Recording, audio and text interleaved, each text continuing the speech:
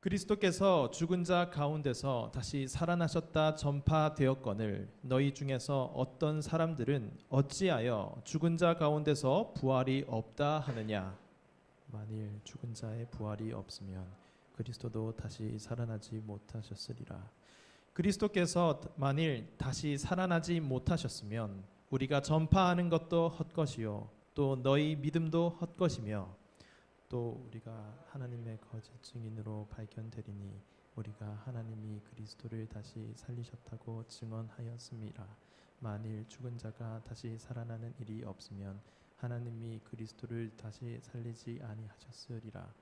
만일 죽은 자가 다시 살아나는 일이 없으면 그리스도도 다시 살아나신 일이 없었을 터이요 그리스도께서 다시 살아나신 일이 없으면 너희의 믿음도 헛되고 너희가 여전히 죄 가운데 있을 것이요 또한 그리스도 안에서 잠자는 자도 망하였으리니.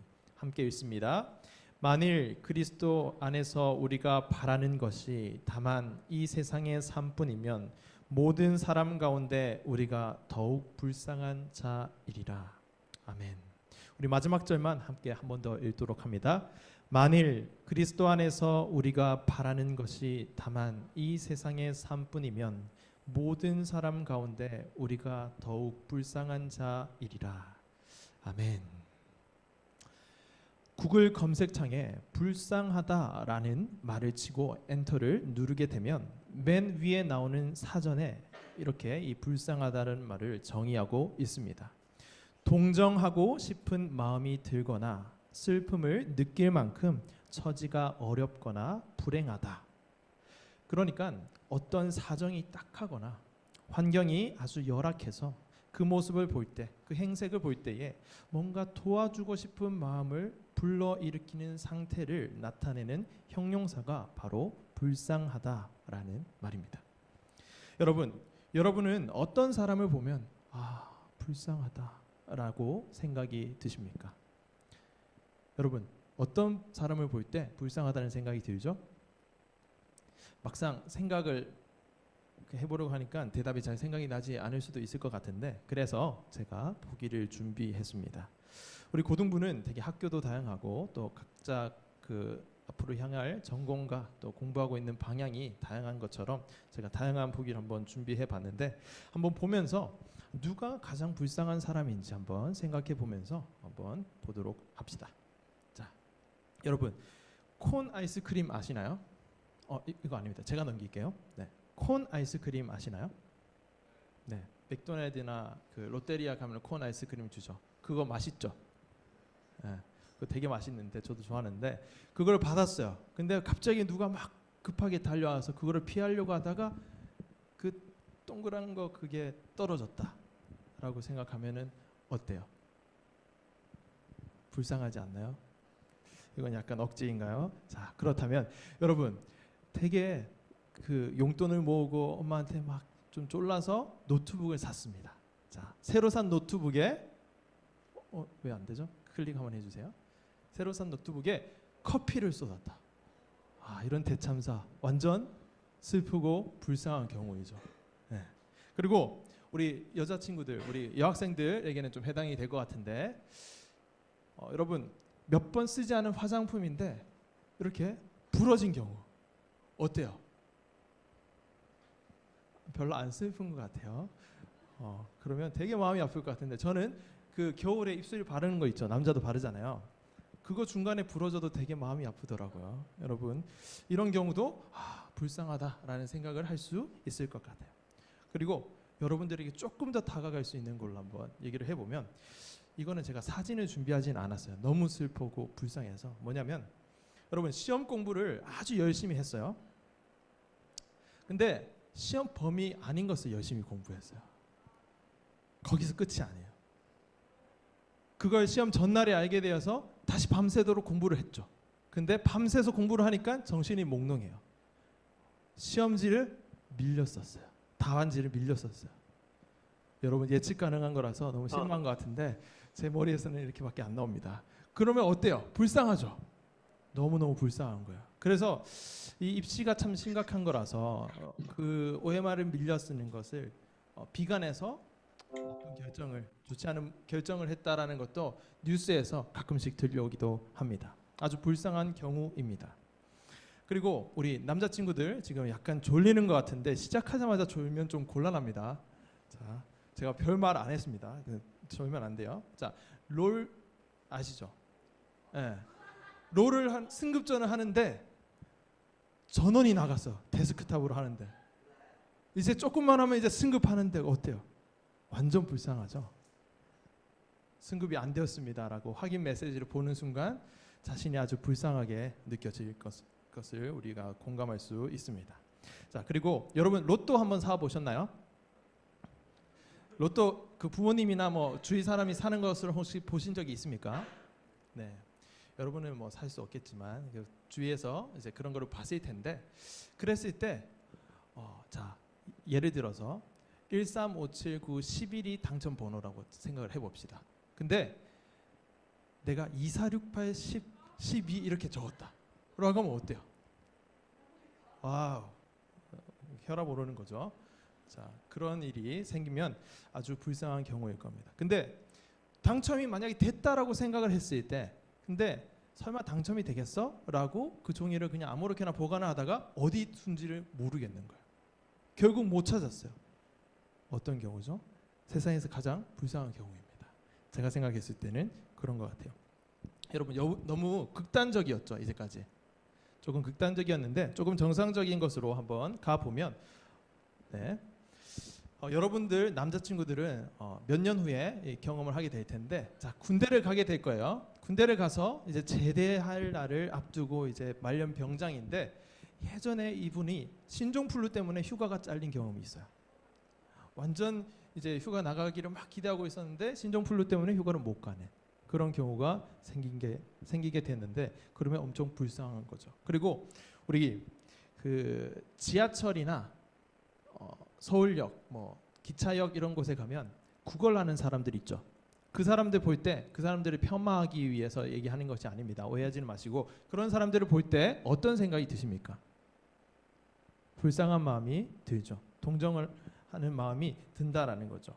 그리고 이런 경우도 있을 수 있겠죠. 어떤 일을 하다가 그 일을 실수했어요. 그 실수했는데 그 실수 한 번으로 끝나지 않고 그 실수가 또 다른 실수를 낳고 또 그 실수가 또 다른 실수를 낳고 그래서 계속 엎친 데 겹친 격으로 계속해서 안 좋은 일이 일어나면 그것은 되게 불쌍한 경우일 겁니다. 여러분 이 이외에도 여러분들이 생각하는 불쌍한 사람은 어떤 사람이 있을까요? 여러분들 각자가 떠오르는 그런 사람 참 불쌍하지 라고 생각하는 그런 사람이 다 있을 거다라고 생각을 하는데 여러분 이 모든 경우에 대해 우리가 안 됐다 불쌍하다 어떻게 라는 그런 마음을 가지게 되는데 성경은 이 세상에서 가장 불쌍한 사람은 따로 있다라고 이야기를 합니다. 성경은 우리가 오늘 읽었던 고린도전서 말씀처럼 세상에서 가장 불쌍한 사람이 바로 우리들이다. 예수 그리스도를 믿는 우리들이다라고 이야기를 하고 있다라는 거예요. 여러분, 우리가 불쌍하다라는 말이 무슨 뜻으로 들리시나요? 그 말을 들었을 때 왜 우리가 불쌍하지? 왜? 라는 생각이 드시지 않습니까? 오늘 성경에서는 그냥 단순히 예수 그리스도를 믿는다라는 그 사실로 인해서 우리가 불쌍하다라는 것이 아니라 예수님을 믿는데 예수님을 믿는 사람 중 믿는 우리가 가장 불쌍한 이유가 될 수 있으려면 한 가지 조건이 필요하다라고 말하고 있습니다.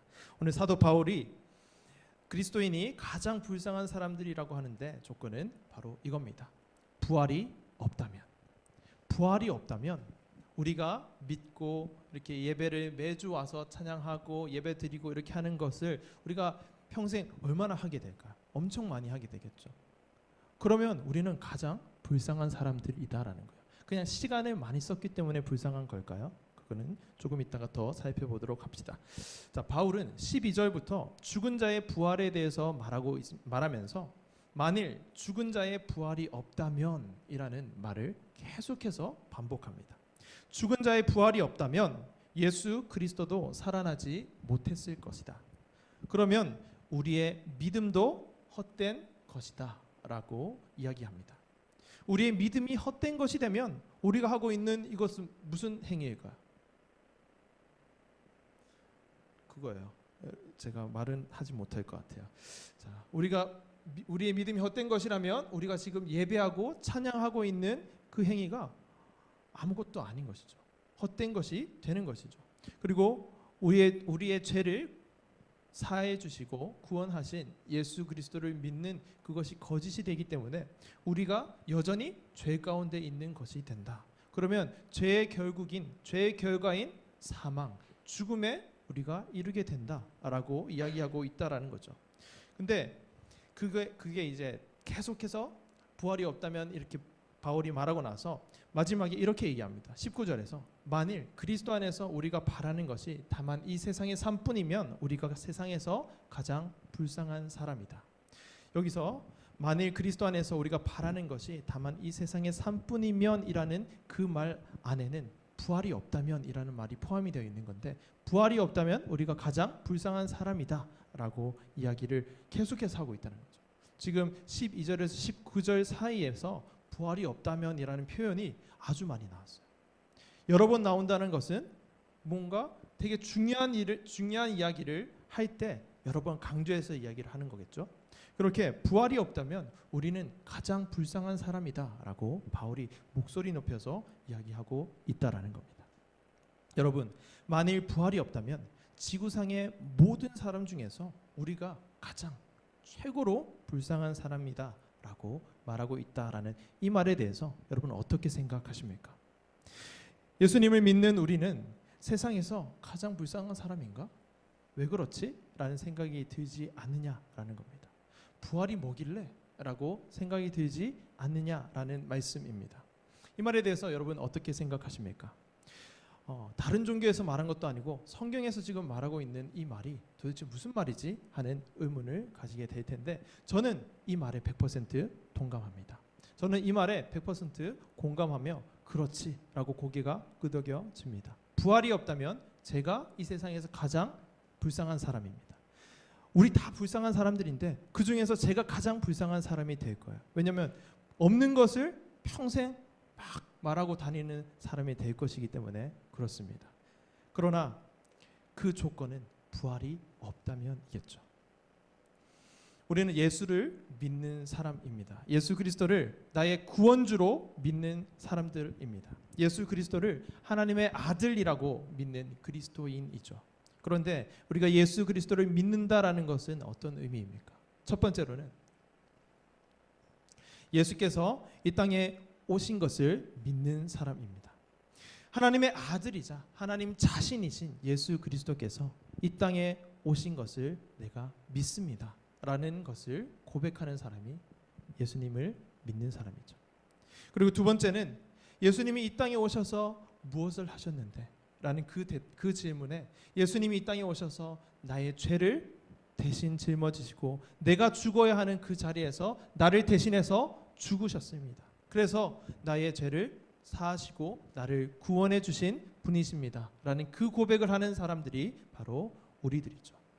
그리고 마지막으로 예수께서 죽으신 지 3일째 되는 날에 우리가 예배 시작할 때마다 고백하는 신앙 고백이 있죠. 사도신경에서 장사한 지 사흘 만에 죽은 자 가운데서 다시 살아나신다라는 그 고백을 우리가 나셨다라는 그 고백을 하는데, 그 부활을 믿는 사람들이 바로 우리들인데 부활이 없다면 우리가 가장 불쌍한 사람들이다라고 이야기를 하고 있다라는 겁니다. 이렇게 우리가 예수님을 믿는다는 말은 이 땅에 오신 예수님, 우리를 위해 죽으신 예수님, 우리를 살리시기 위해서 다시 사신 부활하신 예수님을 믿는다는 말입니다. 그런데 이 부활이 없다면 우리가 이제까지 믿고 있었던 것, 그리고 앞으로 우리가 믿어가야 할 것들, 그런 것이 송두리째 사라지게 되는 겁니다. 부활이 없다면 예수께서 다시 사시지 못했을 겁니다. 그리고 예수님께서 다시 사시지 못했다면 우리의 죄도 여전히 그대로 있을 겁니다. 왜냐하면 예수께서 우리의 죄를 사해 주시기 위해서 죽으셨는데 예수께서 다시 사시지 못했다는 것은 그것은 아무 일도 아니기 때문에 그렇습니다. 우리가 평생 믿은 것이 세상 없는 거짓말이고 완전 말짱 헛된 것이다 라는 그러한 말을 우리가 하게 된다는 것이죠. 혹시 부활이 없다면 그렇다라는 겁니다.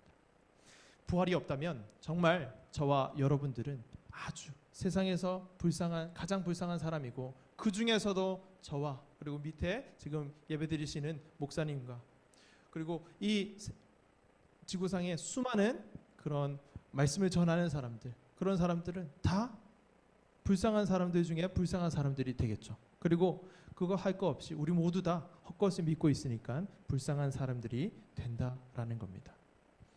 그렇지 않습니까? 저는 이 말에 너무 공감이 되는 것은 뭐냐면, 우리가 예수님을 나의 구원자로 받아들이고 예수님을 믿고 나서부터 우리의 삶이 달라졌잖아요. 저 같은 경우를 생각해 보면 뭔가 예수님을 믿는다는 그 사실 때문에 죄를 잘 지을 수가 없어요. 제가 죄를 짓지 않는다는 말이 아닙니다.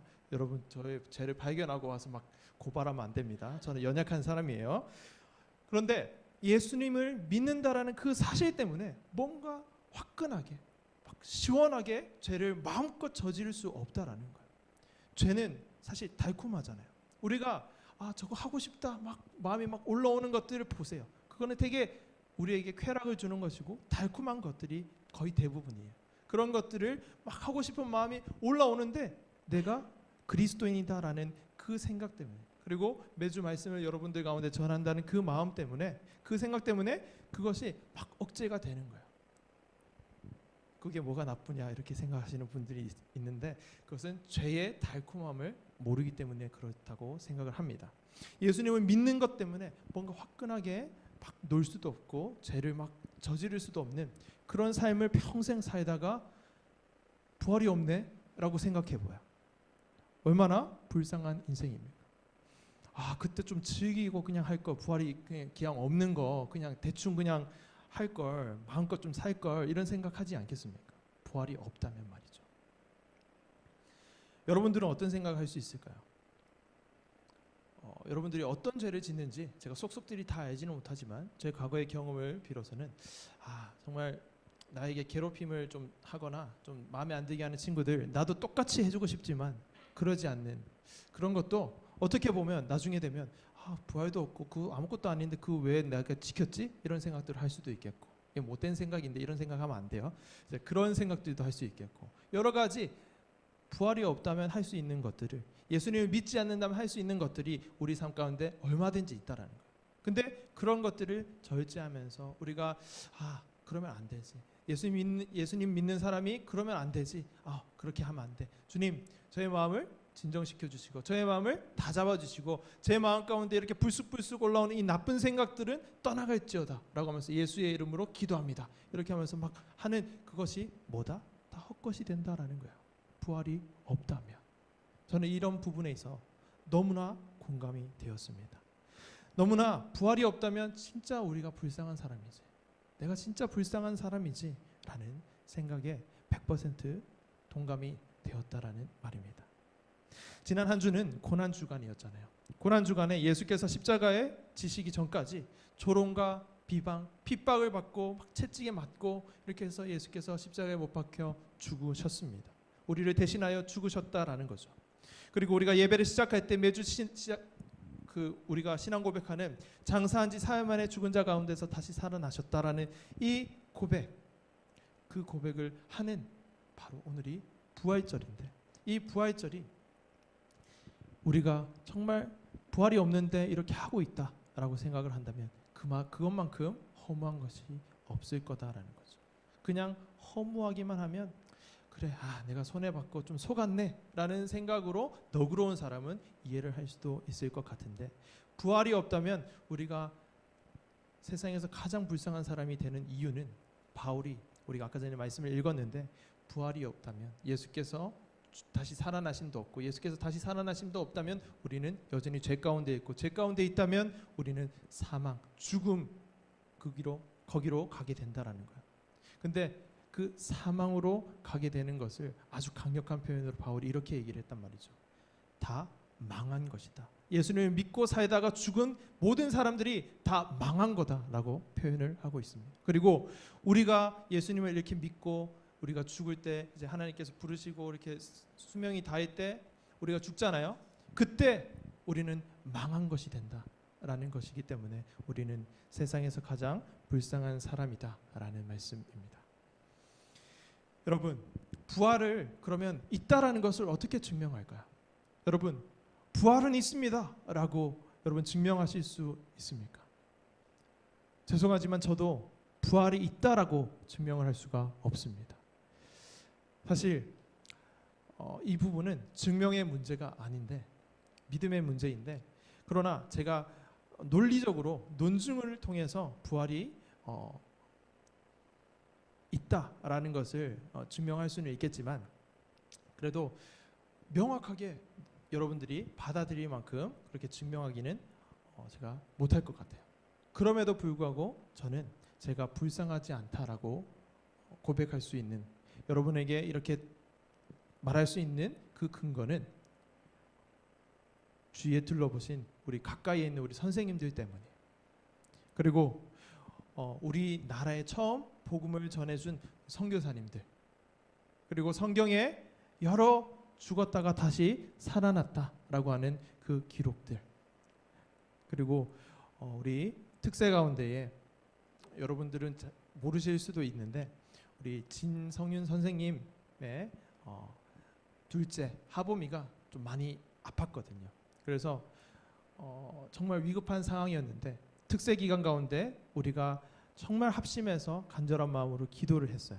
근데 그 기도를 하나님께서 들으시고 그 기도를 통해서 일하시는 하나님의 살아계시는 그 모습들을 보았을 때, 하나님께서 이렇게 역사하시니까 부활도 있겠구나라고 생각할 수도 있고, 그리고 하나님을 믿는 사람에게는 자연히 부활은 있다라는 그 고백 또한 선물로 주어지게 되기 때문에 저는 부활을 믿습니다. 부활을 있다라고 굳건히 믿고 그 부활을 믿기 때문에 저는 불쌍하지 않다라고 이렇게 얘기를 할 수 있다라는 것이죠.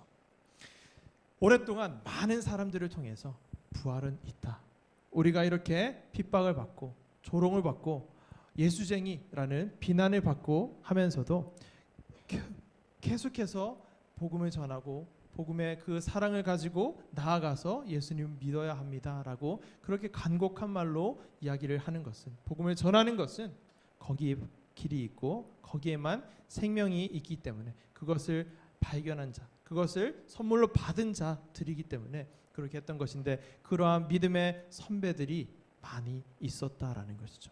그것만 보아도 우리가 부활이 있구나라는 것을 미루어 짐작을 할 수 있다라는 것이죠. 그리고 여러분들의 삶 가운데에 우리가 아까 전에 기도에 대한 이야기를 했는데, 그 기도를 하기 시작하면 정말 하나님께서 나의 삶 가운데 이 공동체 가운데에 일하시고 계시는구나, 기도에 대해서 듣고 계시는구나, 살아 계시는구나 라는 것을 경험하게 될 텐데, 그때 선물로 여러분들에게 하나님이 정말 계시는구나, 하나님이 정말 나와 함께 하시는구나, 그리고 하나님이 살아 계신다면 하나님께서 말씀하신 그것도 정말 이루어지겠구나, 부활이 있겠구나 라는 그 믿음으로 나아가게 될 거다라는 거죠. 그렇게 된다면 우리가 불쌍한 사람들일까요? 라는 그 질문에 다시금 답을 할 수 있습니다. 부활이 없다면 우리는 가장 불쌍한 사람일 겁니다. 세상에서 우리보다 불쌍한 사람이 없을 거다라는 거죠. 그런데 반대로 이 부활이 있다면, 있다면이라는 것은 가정이니까, 부활이 있기 때문에 우리는 세상에서 가장 불쌍한 사람이 아니다라는 거죠. 부활이 없다면 우리는 가장 불쌍한 사람이지만, 부활이 있기 때문에 우리는 세상에서 가장 행복한 사람이 된다라는 겁니다.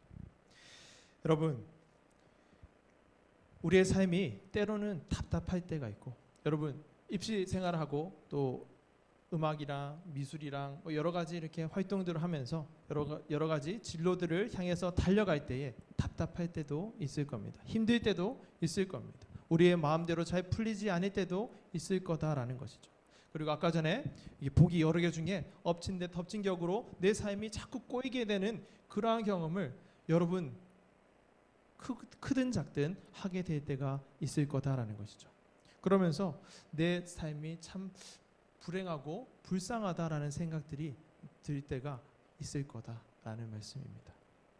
미래가 불확실하여서 불안하고 어떻게 해야 될지 몰라서 불안하고 정말 그런 불쌍한 불행한 그러한 처지다라고 나의 처지를 비관하는 그런 때가 우리 가운데 있을 수 있다라는 건데, 그때 우리는 이 말씀을 기억해야 되는 겁니다.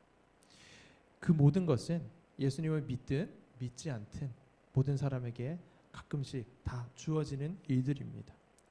그러나 그 가운데 부활이 없다면 우리가 가장 불쌍한 사람이겠지만, 부활이 있다면, 아니 부활이 있으니까 우리는 그럼에도 불구하고 어떤 사람이다? 행복한 사람이다 라고 고백할 수 있다라는 거죠. 저는 여러분들이, 우리 모두가 이 고백을 할 수 있었으면 좋겠습니다. 그래, 부활이 없다면 내가 세상에서 가장 불쌍한 사람이 맞아. 근데 부활이 있어. 부활이 있어. 그래서 나는 세상에서 가장 불쌍한 사람이 아니야.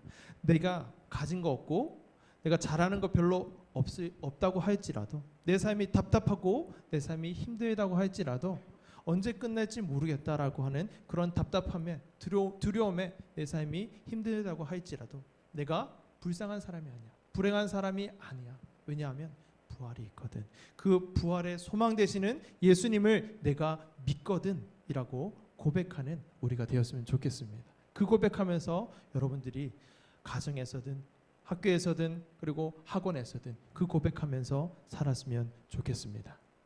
그 고백하면서 우리 함께 나아가 보자고 우리 어제 선생님들과 함께 이런 걸 준비했습니다. 부활의 기적, 일상의 기쁨을 준비했거든요. 이게 뭐냐면, 여러분 오늘이 무슨 날입니까? 부활절이죠. 예수께서 부활하신 날을 기념하는 부활절입니다. 그러나 이것은 1년에 한 번 있는 부활절인데, 사실 우리가 부활의 기적을 기뻐하고 기념해야 하는 것은 1년에 한 번이 아닙니다. 매 주일을 예수께서 다시 살아나셨어. 그리고 나를 다시 살리실 것이야 라는 그 믿음으로 기뻐하고 기념해야 하는 것이죠. 기억해야 하는 것이죠. 그리고 그 부활의 기쁨을 가지고 나의 죄를 사해 주신 그 구원의 감격을 가지고 일상으로 나아가서 일상에서 매일매일 주님과 함께 기쁘게 살아가는 것이 우리가 살아야 하는 길이다라는 거죠. 우리가 나아가야 하는 길이다라는 거죠. 어떤 때라도 우리의 삶 가운데 어려움이 닥치고 힘든 일이 닥치고 내 뜻대로 내 삶이 풀리지 않는다라고 할지라도, 물론 그때 힘들고 불평이 나올 수 있어요.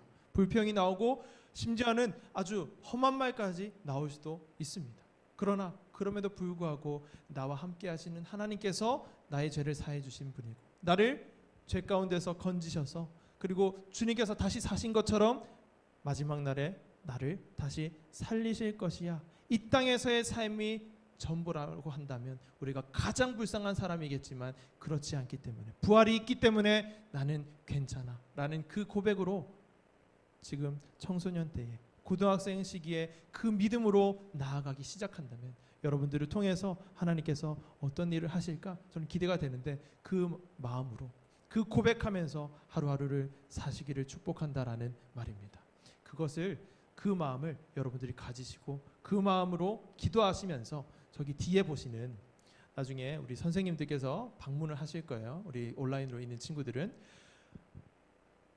부활절에 계란을 주고 또 여러 가지 이렇게 패키지를 좀 만들었어요. 그래서 친구들한테도, 사랑하는 친구한테도 하나 나눠주면서 정말 예수님은 살아계시다라고 하는 그 복음의 기쁨과 감격을 좀 전할 수 있는 통로가 되었으면 좋겠다라는 마음으로 2개를 드릴 겁니다. 하나는 여러분들이 가지시고 하나는 친구 주시기를 바랍니다. 그리고 나는 친구 2명을 주고 싶다라고 한다면 여러분들 거 조금 참고 그것도 주셔도 그거는 이제 여러분들께 맡기겠습니다. 그렇게 부활의 기적을 일으키신 주님께서 나의 삶 가운데 기적처럼 찾아오셔서 나에게 기쁨을 주셨어. 그것이 나에게 진짜 기쁨이 된다면 그것을 일상의 기쁨으로 가져가는 그러한 시간이 되기를 축복합니다. 그래서 매주 부활을 기념하고 기뻐하고 매일 일상의 주님과 함께 동행하는 그런 기쁨 가운데 거하는 우리가 되었으면 좋겠습니다. 우리 마지막으로